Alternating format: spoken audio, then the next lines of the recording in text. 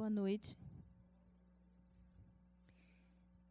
Falar sobre parasitose mental me veio na memória fazer um comparativo com dois verbos, o ser e o estar. São diferentes em posicionamento da vida. Quando a gente fala eu sou e eu estou. Quando eu me coloco, quando eu me posiciono, eu sou, eu estou, tem uma conotação diferente. Como estamos normalmente muito no nosso externo e não no nosso interno, a gente faz essa colocação e esse posicionamento entre ser e estar de uma forma muito automática. Mas se a gente trouxer isso para uma reflexão, que tal a gente pensar um pouquinho? O que eu ser? Como é que eu posso falar? Eu sou. Quem eu sou? Se eu pedisse para algum de vocês para falar aqui agora, oferecesse o microfone e pedisse, fale, eu sou, quem eu sou, como vocês reagiriam? Como vocês falariam de vocês? E se eu pedisse para dizer, eu estou, o que é que passa pela mente? O que é o estar? O que é o dizer que eu estou? Quando nós estamos falando eu estou, esse eu estou, a gente se posiciona. Eu estou na vida. Eu me coloco na vida. Eu estou fazendo algo. Eu sou espírita. Eu estou espírito.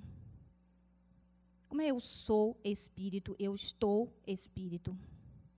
Como é eu estar espírita? Como é eu ser espírita? Como é eu estar sendo profissional? Como é eu ser profissional? Como é que eu faço esse comparativo? Com que facilidade eu falaria ser ou estar? E aí eu pensei,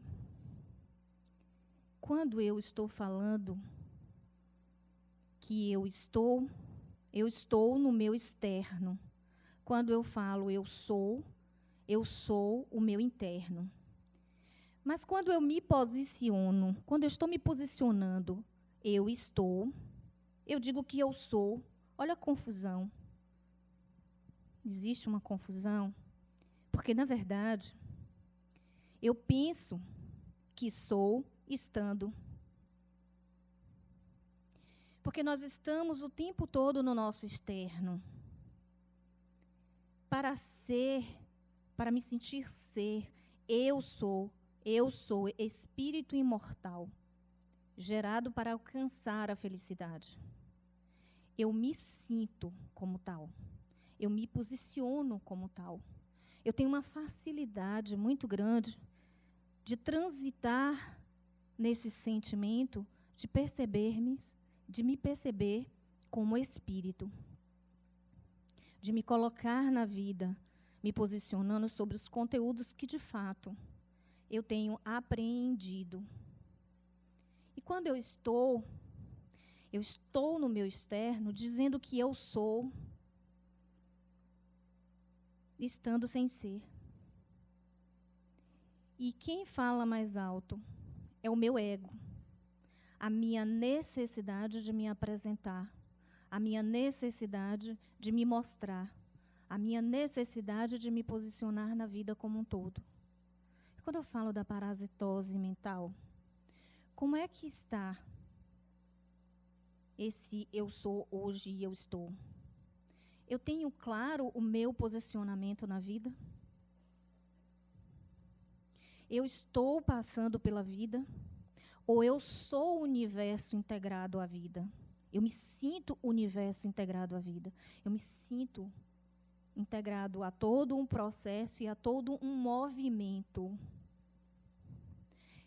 o que eu tenho aprendido tem tornado a minha prática efetiva? Eu sou, de fato, espírito? Eu percebo isso?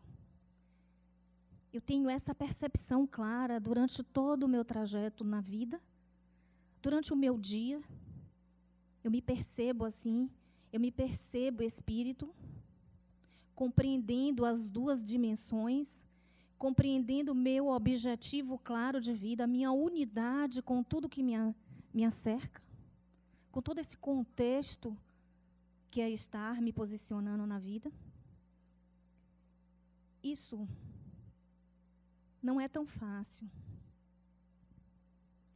Esse ser eu sou, um ser gerado para alcançar a felicidade, ter essa unidade, traz algo maior, que é essa dissolução do nosso ego.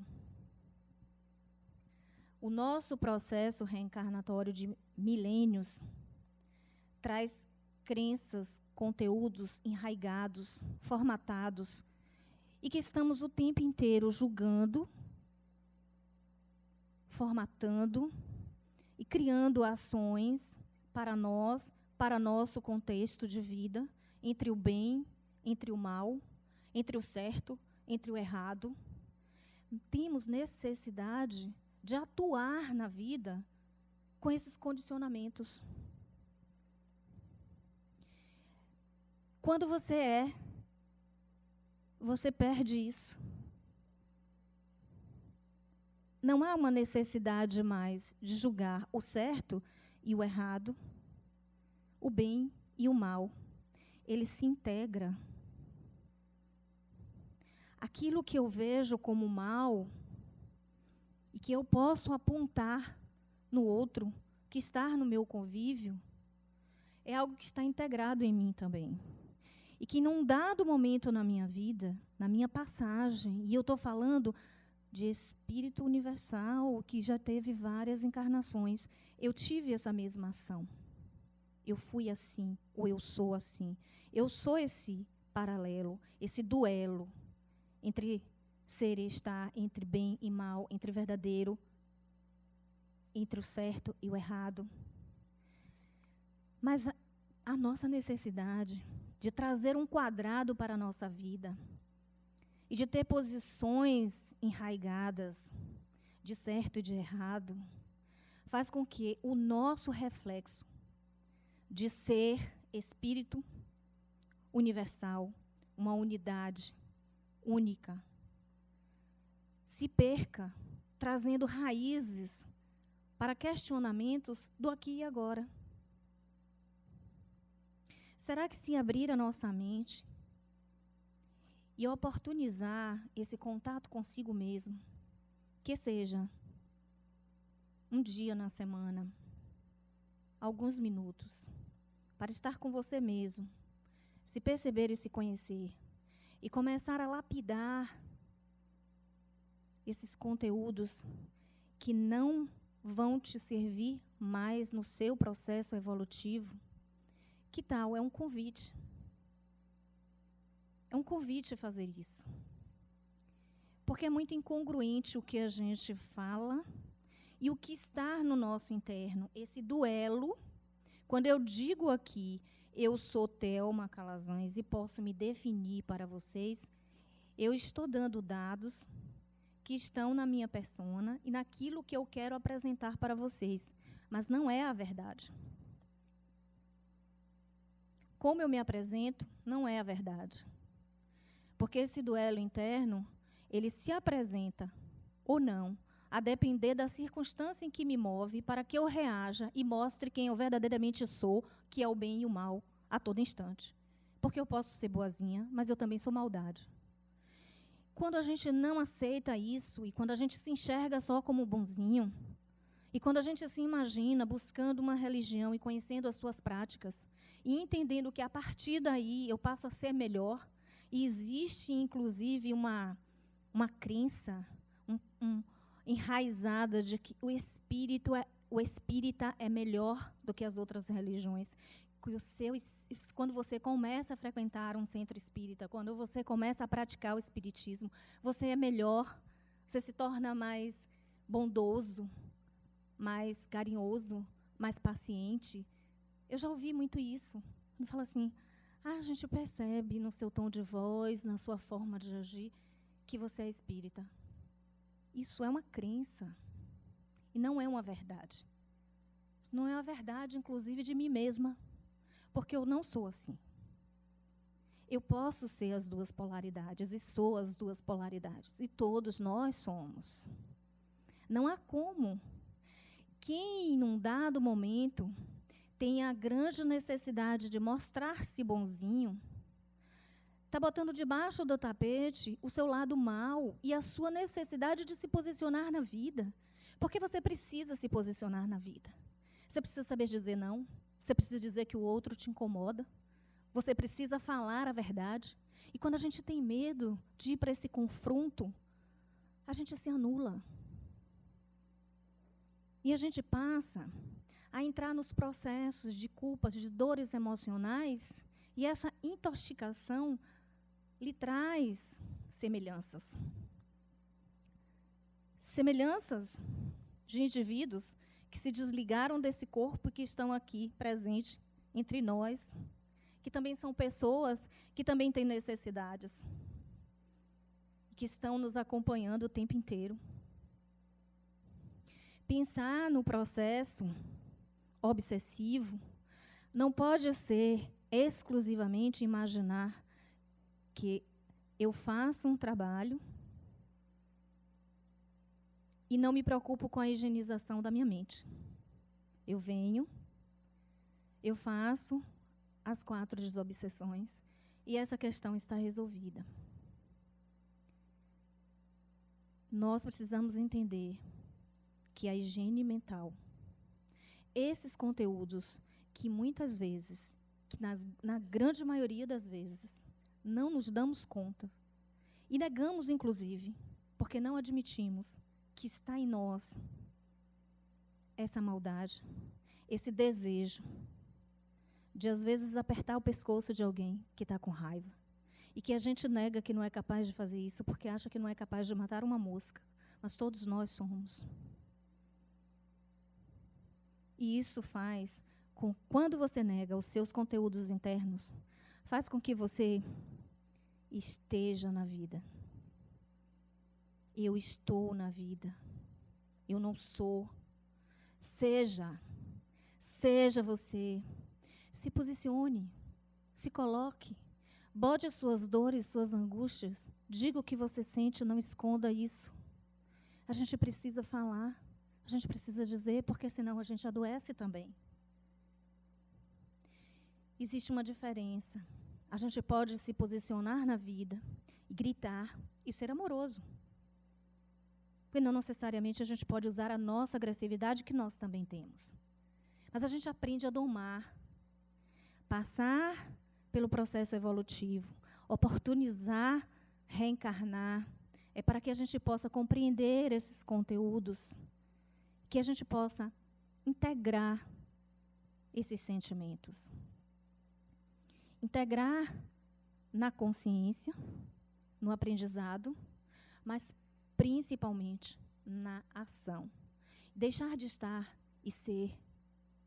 Eu deixar de estar me posicionando para uma sociedade, querendo o aplauso e ser compreendida de forma que eu me apresente e ser de fato quem você é.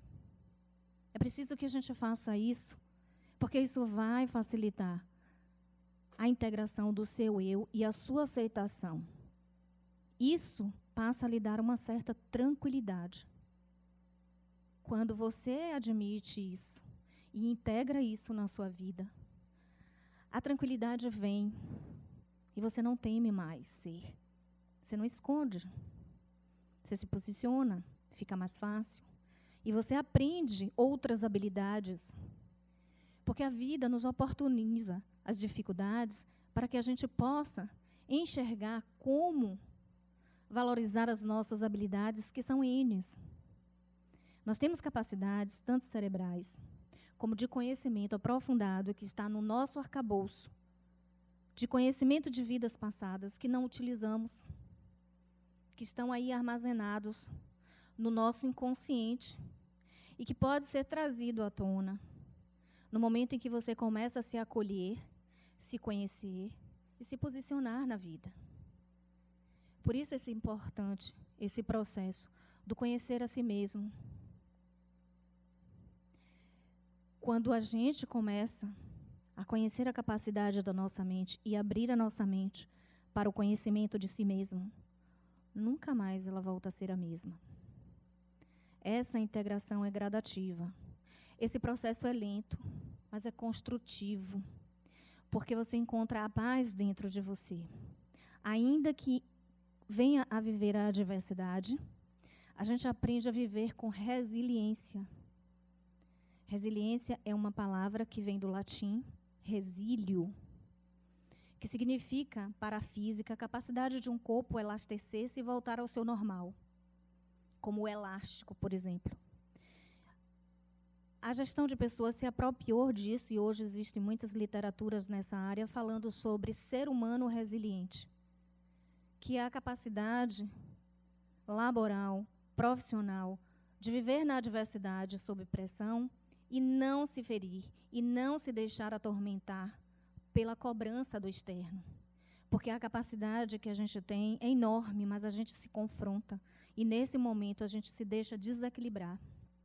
E é nesse desequilíbrio que a gente abre o espaço para a falta de higienização, e aí a gente entra nos conteúdos mais baixos, sintonias mais baixas, e a gente começa a mostrar um lado inseguro, mal-humorado, depressivo, medroso. Por quê? Nossa sintonia baixa e se conecta com essa sintonia que está ao nosso redor, mas que se você tiver segurança de si mesmo, e se trabalhar os seus conteúdos e trazer as suas fortalezas internas, você começa a criar habilidades. Porque a grande capacidade nossa é compreender-se. Como é que eu funciono? Vocês já pararam para perceber no dia como foi que eu reagi nas várias situações em que eu me integrei no lado profissional, no lado familiar, com amigos? Alguém faz isso? Dificilmente a gente faz. Mas se vocês tornarem hábito, começar a fazer uma avaliação do seu comportamento em determinadas reações, você começa a se perceber como é que o outro consegue me atingir. Como é que eu permito que o outro venha a aferir o modo com que eu devo me comportar? Porque a verdade é transferir a responsabilidade para que o outro que de fato mexe comigo é negar que você não está atuando na vida. Porque quando você atua na vida, você não permite que alguém decida como você deve agir com aquilo que ela faz com você. Esse é o grande mote, digamos. Se conhecer. Quando a gente se conhece, fica mais fácil administrar as nossas emoções e os nossos sentimentos para com aquilo que ocorre durante todos os dias na vida da gente como um todo. Porque saímos de casa para trabalhar, passamos a maior parte do nosso tempo em ambientes profissionais e alguns extremamente agressivos. Que eu falo de agressivos? Quem trabalha com metas, quem trabalha com vendas, é extremamente cobrado. Quando eu falo da agressividade, não é no sentido pejorativo, mas no sentido de cobrança, no sentido de ter que trazer resultado. E isso estressa o indivíduo. Mas se eu me conheço, se eu conheço como eu reajo a determinadas situações, eu vou saber lidar com isso e vou aprender a ser resiliente, porque resiliente é uma habilidade. E habilidade você adquire, habilidade você aprende, habilidade você incorpora.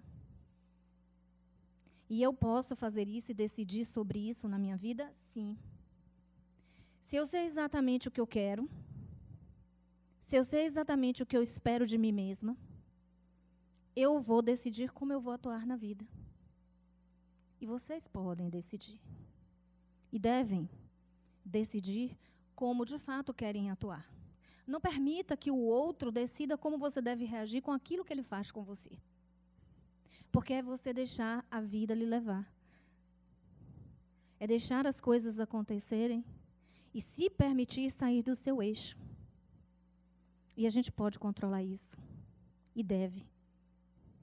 Então, essa intoxicação mental é: eu me conheço. Eu sou. Eu estou na vida. Eu estou espírita. Ou eu sou espírito. Eu me reconheço como imortalidade, como individualidade imortal e eterna. Se eu me reconheço, eu atuo. Eu exijo de mim, eu vou além dos meus limites, eu saio do senso comum. Eu vou brigar por um posicionamento na vida com convicção. Eu decido como as coisas vão acontecer comigo. E, de fato, quando você entra com essa conexão e você se posiciona e você se enche, se incorpora desse sentimento, você percebe que o seu dia fica muito mais produtivo. Que existe em você uma paz que você não sabe explicar diante de situações que antes você poderia ser aversivo, reagir, agredir. É impressionante. Como eu faço isso? É um caminho único. Cada um encontra o seu. Não existem fórmulas. Podemos dizer meditação, oração, encontre com seu eu interior, encontre com seu Deus, com esse universo, com seu mentor, seja aquilo que lhe assegura perceber-se ser e se posicionar na vida. Mas encontre o seu caminho. Porque ele é único. Não somos iguais, somos diferentes e estamos em processos diferentes evolutivos. Cada um de nós aqui estamos em processos diferentes de integração do seu eu. Uns podem estar mais à frente, outros mais atrasados. Ninguém melhor do que o outro. E a idade cronológica e biológica não tem nada a ver. Porque você pode encontrar um serzinho que está nascendo agora, e com 1 ano, 2 anos, ele te trazer questionamentos que lhe deixam boquiaberto. E você pode encontrar uma pessoa muito mais adulta cronologicamente e biologicamente, mais avançada, e que não esteja no mesmo nível de compreensão, e que não lhe traga o desafio que esse serzinho pode lhe trazer. E hoje percebemos isso, porque esses espíritos que estão reencarnando, 5, 6 anos, estão trazendo aí para as famílias que estão acolhendo esses seres um movimento de sair da inércia, porque são seres que estão puxando, inclusive, para que pais reflitam sobre seus comportamentos. São seres com compreensão diferenciada da nossa, que biologicamente e cronologicamente estamos mais velhos. Por que isso? Devemos parar e refletir sobre isso. E lembrar sempre que se somos unidade, se somos eternos, por que a preocupação de acelerar o estar aqui e agora? Eu tenho que viver este aqui e agora. Mas eu tenho que integrar tudo isso que está sendo oportunizado, inclusive as dificuldades que eu venha enfrentar. Porque são oportunidades evolutivas. Como eu me posiciono num processo de pressão na minha vida, por um problema que eu considere como grave na minha vida, como um adoecimento na minha vida, como eu encaro isso, como eu realizo em relação a isso, porque é uma realização, embora vocês não achem, mas todo esse processo que venha a acolher a vida da gente, que seja aversivo à nossa compreensão, ele é importante para a gente, porque é importante para o nosso crescimento. Toda dificuldade que enfrentamos são as nossas dificuldades internas. Quando um problema vem ao nosso encontro, é uma possibilidade de você ver as várias saídas e as várias oportunidades que a gente pode encarar naquilo que a gente considera como um problema. Se eu não me mexo, se eu não me movimento, e se apenas eu considero que é problema, eu só vou enxergar no problema, eu vou me aprofundar ao problema, e eu me aprofundo neste sentir, sem enxergar os horizontes que podem existir de saída dele. Então é preciso que tudo que nos acerca, que consideramos como aversivo, aquilo que a gente compreende que não é bom, que a gente pare para pensar, bom para quê? Bom por quê? Como isso aconteceu? O que eu contribuí para que isso acontecesse comigo? E como eu posso ver as possibilidades de sair disso, em vez de me fixar nisso que acontece? Mas o que fazemos, uma grande maioria das pessoas, mergulham no problema, se aprofunda nele, e dele não consegue sair. E às vezes é uma necessidade de vitimização. Se você ainda queira tirar essa pessoa desse sentimento, ela vai voltar para isso, porque é uma necessidade dela, e talvez seja a capa que ela precisa para ser acolhida por todos como vítima de uma situação que, na verdade, é uma oportunidade de crescimento para ela, para que ela faça uma mudança, para que ela saia da mesmice, para que ela enxergue novos horizontes, para que ela mude a vida dela. Muitas coisas que acontecem com nós, precisamos parar e enxergar por que isso está acontecendo. Que oportunidade existe neste problema? O que, de fato, este problema está me trazendo? Eu considero o problema? Se eu considero um problema, eu já sou o problema. Porque se ele me aconteceu, eu favoreci que isso me acontecesse. Eu não posso ser vítima dessa situação. Eu não posso dizer que a minha vida está entregue ao outro e às circunstâncias. Porque eu dirijo a minha vida e eu decido o que eu quero fazer com ela. E a gente faz o inverso, a gente mergulha. E eu estou falando disso na vida como um todo, na vida profissional, na vida amorosa. E a gente vê muitos casos de pessoas que se aprofundam, que passam tempo patinando naquela dor, naquele sofrimento, e passam muito tempo para depois reconhecer que poderiam ter feito diferente. E aí, dá aquele up. Nossa, como eu saí daquilo? Poderia ter saído muito mais rápido. Se parasse para se perceber. Se parasse para se questionar. Se oportunizasse, em vez de ser vítima, reconhecer que a falha está naquilo que eu ofereci para que tudo isso me acontecesse. Porque a gente oferece. É óbvio. Se eu trabalho no ambiente e eu tenho um colega que é aversivo e que todos os dias cria um problema, como é que eu me comporto em relação a isso? E que grau eu estou dando de valorização a essa situação? Será que eu posso fazer diferente? Será que eu posso fazer de conta que essa pessoa não me fere, porque aquilo que ela faz comigo não decide o que eu vou ser na minha vida? Será que eu posso ignorar isso? Ou eu prefiro ficar me martirizando e comentando com todo mundo, e quando eu faço isso, o que eu faço com esse problema? Eu valorizo ele. Eu enfatizo ele. Mas tem um detalhe. Você não valoriza ele só no seu externo, para as pessoas que estão ao seu redor. Você valoriza no seu interno. Esse é o grande problema. Aquilo que a gente favorece em excessivos comentários, daquilo que consideramos não ser bom na vida da gente, seja o problema que for, nós estamos valorizando internamente e massageando mais ainda aquela dor que a gente sente em relação àquela situação. Então, que tal a gente pensar e dizer, como eu posso resolver isso? Se eu me conheço, como eu posso me comportar com isso e fazer com que isso não me traga nenhum sofrimento? Existem outras saídas? Claro que sim. Quando a gente para refletir, o horizonte se amplia. Faz assim, é um leque. Você começa a enxergar várias possibilidades. E assim é na vida como um todo.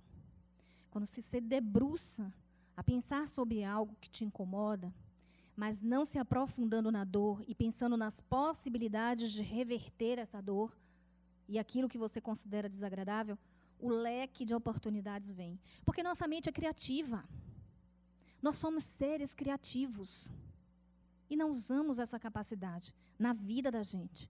A gente pode usar a nossa criatividade no lado profissional, criando novas oportunidades, sendo empreendedor, criando uma empresa, sendo bem-sucedido. E muitas vezes nos prendemos e nos apegamos a um problema que pode ser simples e resolvido com a nossa criatividade.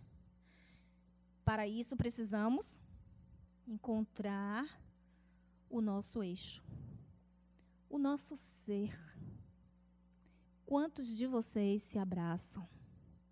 Quantos de vocês se olham no espelho e se amam? Quantos de vocês se olham e dizem, como você é uma pessoa legal? Como eu gosto de você? A gente não foi criado para fazer isso. Se eu pedir que alguém venha aqui e fale quem eu sou, a gente tem vergonha. Eu falo do outro, eu elogio o outro, mas esqueça de fazer isso comigo. Porque nós não fomos educados para se valorizar. Mas é a partir da sua valorização interna, de se reconhecer, eu sou um ser divino, imortal, gerado para alcançar essa felicidade que está aqui, ao meu alcance. E por que eu não faço isso? Foram as raízes que foram elaboradas para a minha criação? Sim, e agora? Eu tenho consciência disso. Eu sei como foi a minha educação. A minha geração vem de uma geração de famílias que são mães que foram reprimidas, mulheres que foram reprimidas. Eu tenho 53 anos de idade. Então, a geração da minha mãe foi uma geração de mulheres reprimidas. E isso ficou na minha base. Mas eu não deixei que isso fosse o meu trilhar. Eu fiz a diferença. Eu não quis ser o que minha mãe foi. Eu fiz diferente. Mas quantos de nós trazemos essa educação formal e essa educação doméstica para o dia a dia da vida da gente, sem pelo menos avaliar se isso ainda vale a pena na minha vida ou não? Porque é necessário, sim, a nossa educação formal é necessária para que possamos nos posicionar na vida. A nossa educação doméstica é importantíssima, porque os espíritos que nos acolhem, nossos pais, nossas mães, são importantíssimos, mas chega o momento do voo. Sabe a metáfora da águia? Que ela faz seus ninhos no alto dos espinhadeiros.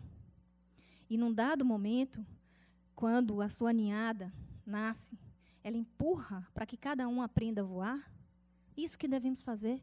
E a gente precisa esperar que isso aconteça.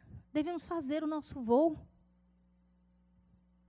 E devemos decidir acolher o lobo mau e o lobo bom. Integrar eles dois, que é outra metáfora. Que é o sábio que encontra um andante e ele fala sobre os dois lobos e diz que em cada um de nós existe um lobo mau e um lobo bom. E o andante pergunta para ele, qual lobo eu devo alimentar? E ele diz, aquele que você tiver maior interesse. Ou pode alimentar os dois. Mas nós alimentamos os dois. E negamos um. A gente sempre nega a nossa maldade. A gente sempre nega que somos capazes de fazer a maldade, principalmente com nós mesmos. Porque o primeiro a ser atingido somos nós. Quando eu faço uma maldade, eu estou atingindo primeiro a mim. E aí eu vou contar uma outra metáfora para vocês, que é muito interessante, que é uma criança briga na escola e ele chega em casa extremamente irritado e fala para o pai que ele, no dia seguinte, ele vai bater no coleguinha, porque o coleguinha bullying, né? Xinga ele, chama ele de gordinho, ele não gosta, tarará, tarará. Aí o pai pega um saco de carvão, vai para o fundo do quintal, estende um lençol branco, veste uma camiseta branca nele e faz assim: eu vou te ensinar algo que vai fazer com que você bote toda a sua irritação para fora e amanhã você vai chegar na escola e não vai bater no seu coleguinha. Ele discute com o pai, mas vai. Quando chega no fundo do quintal, o pai diz: você pega esse carvão e vai jogando naquele lençol.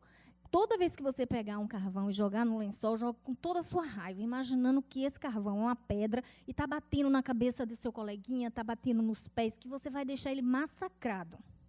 E o menino faz isso. E cada vez que ele pega o carvão, o pai fala mais ainda: joga, isso mesmo, massacra seu colega. Tá, aí ele faz. Quando ele termina, o pai diz para ele: olha o lençol, olha a tua roupa e tuas mãos. Ele está imundo de carvão, a blusinha branca, cardida, e o lençol com alguns pontos. E aí ele diz: meu filho, a maldade que existe na gente, quando a gente quer ferir o outro, acontece exatamente assim. O processo de maldade começa primeiro em mim e me agride muito mais do que eu possa ser capaz de agredir o outro.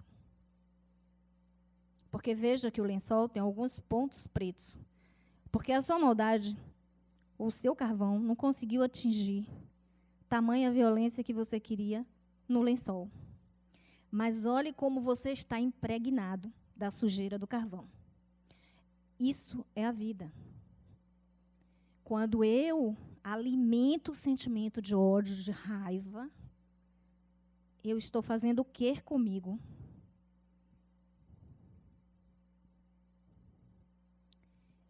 Se eu alimento o sentimento de ódio e raiva por alguém, essa dor está onde? Vocês imaginam que ela possa ter uma raiva de mim, está aí se roendo com raiva porque está assistindo a minha palestra, e eu não estou aqui sentindo nada, e ela está aí se corroendo? Vocês podem imaginar o que é isso? E como isso interfere no metabolismo do ser humano, e o adoecimento que pode trazer em relação a quantas mágoas e quantas dores a gente provoca, essa intoxicação mental que a gente tem em relação a tudo que nos agonia, que nos traz dor e angústia. Vocês já imaginaram quem é a primeira pessoa atingida por tudo isso? Ser sábio é saber digerir isso. Porque às vezes o outro nem sabe que você tem esse sentimento de dor e de raiva com ele.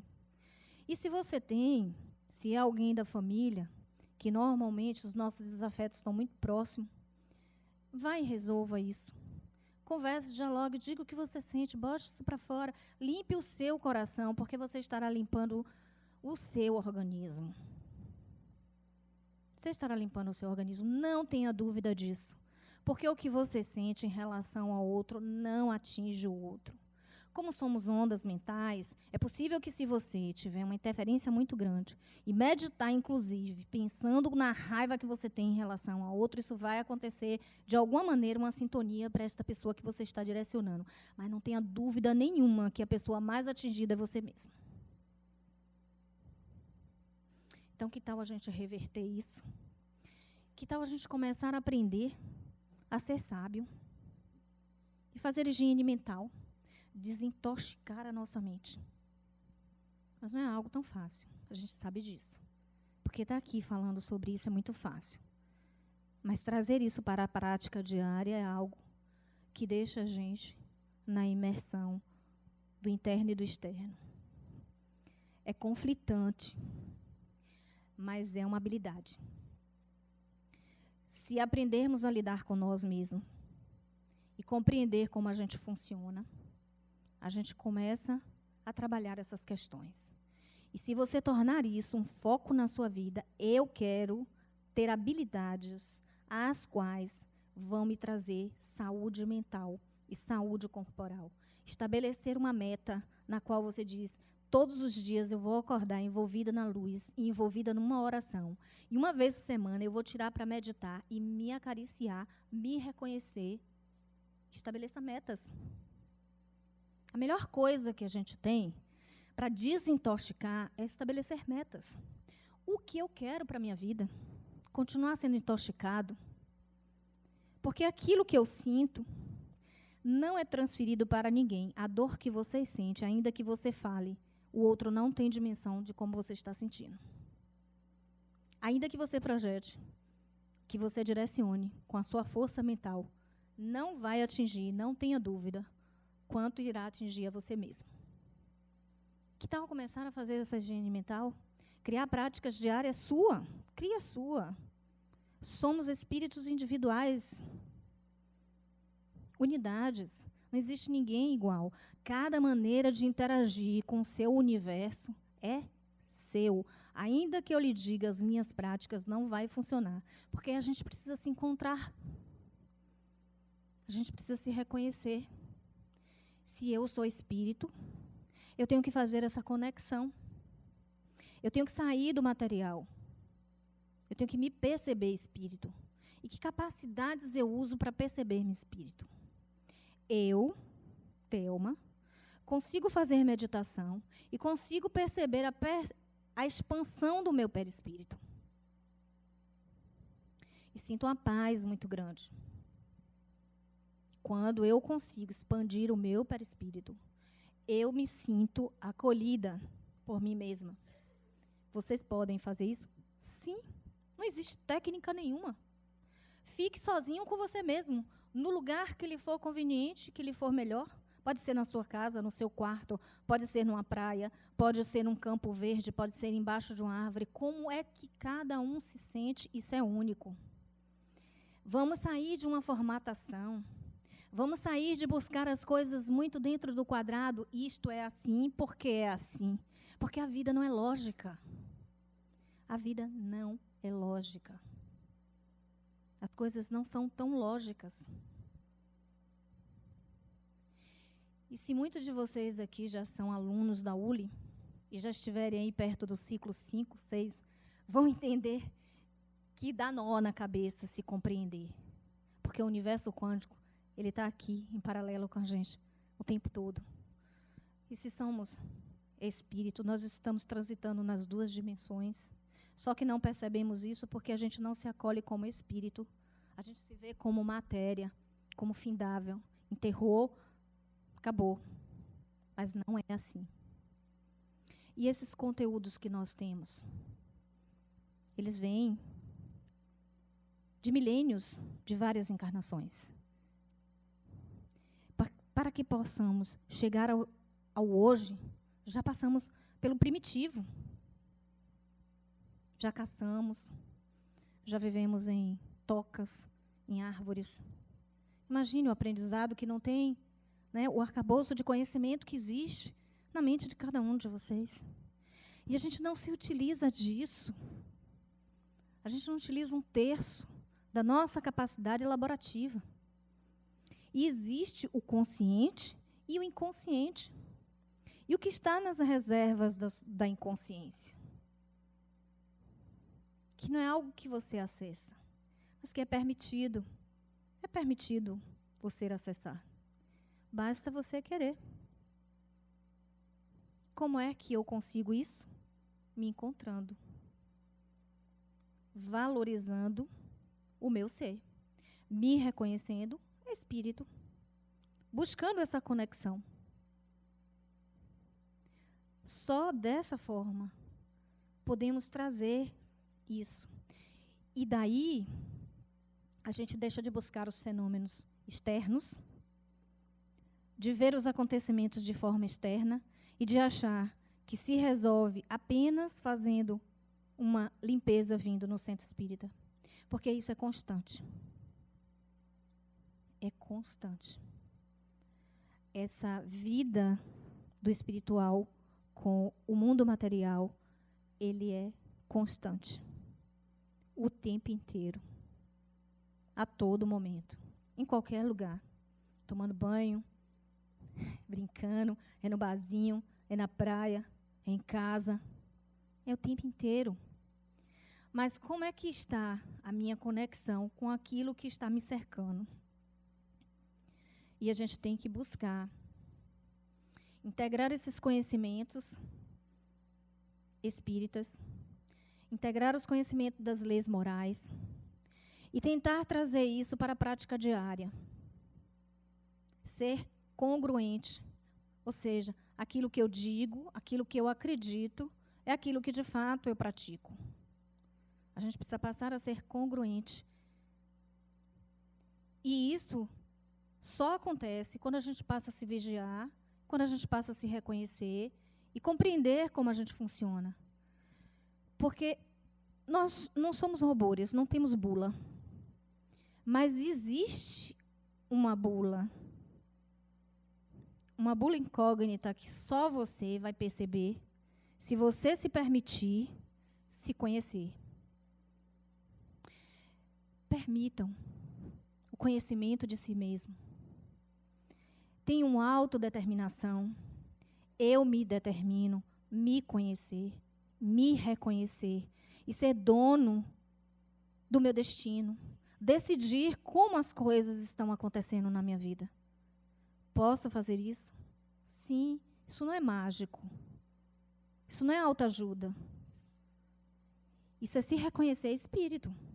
Reconhecer a sua capacidade de buscar dentro de você a sua força e suas habilidades. Porque elas são geridas. Por quem? Não é o externo, não é o outro, não é governo, não é meu chefe, não é meu amigo, minha mulher, meu marido, meu filho, minha mãe, meu tio, meu avô, que decide como eu devo ser e atuar na vida. Quem decide sou eu. Eu decido como devo atuar. Mas como é que eu decido isso? Me conhecendo e me permitindo. Eu tenho que me permitir reconhecer o bem e o mal dentro de mim. Descartar as verdades absolutas e enxergar que existe o verdadeiro e o falso. Qual é a compreensão que eu tenho de mundo? Os conteúdos que eu tenho armazenados hoje que me posicionam na vida. Eu preciso ainda trazer eles enraigados? Eles servem ainda para o meu caminhar? Ou eu preciso rasgá-los e jogar na lata do lixo e trazer novos conteúdos? Sair do senso comum, sair da inércia, atuar, ser dono de si mesmo, daquilo que acontece com a minha vida. Porque eu não posso permitir que as coisas aconteçam. Eu tenho que ajudar a atuação da minha vida. Eu tenho que posicionar a atuação da minha vida. E só faço isso quando eu integro esse sentimento, quando eu me reconheço espírito. É a única forma que existe de atuarmos na vida, é se reconhecer espírito e fazer a sua vida valer a pena. Ter foco e objetivo de vida. Saber exatamente que aquilo que eu compreendo na vida e a forma como eu atuo é decidido exclusivamente por mim e não pelo meu externo, pelas pessoas que convivem comigo. Porque todas as pessoas que estão ao nosso redor são companheiras de caminhada. Todas elas. A decisão de atuar na vida é minha, exclusivamente minha. Eu atuo, eu decido o que eu quero ser. Eu não posso deixar que o outro decida como eu devo agir com aquilo que ele faz comigo. De jeito nenhum. E como eu faço isso? Me reconhecendo. Muita paz. Boa noite.